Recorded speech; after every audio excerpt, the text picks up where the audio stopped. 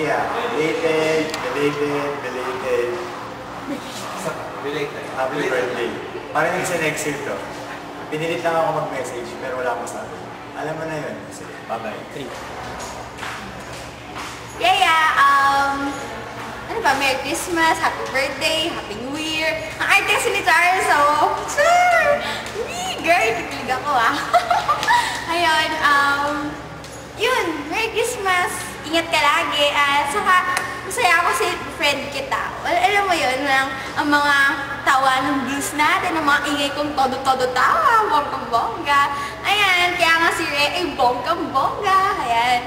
Sige, yun, ingat. God bless. Bye-bye. Super belated na ang gift na to. Pero sabi nga nila, better late than never. Isa to sa tingin ko ang magiging pinakamagandang gift na marireceive mo sa buong buhay mo. Dahil courtesy ito ng taong pinaka-mahalaga sa'yo ngayon. So, there you go, girl. Oy, Rhea. Happy birthday. Patawa ka pa. Sige, yun lang. Hi, Rhea. Puro na lang yung message. Ulit-ulit. Happy birthday, Merry Christmas, Happy New Year, and see you next year.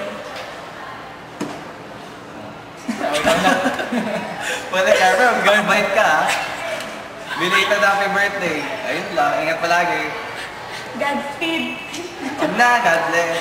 Nang, nis na ang regalo ko, Christmas na. Tsaka, birthday mo, tagal-tagal na. Hanggang ngayon, may pahabol pang pabati. Nakakainis ka. Well, akala ko andun ka. Wala na pala.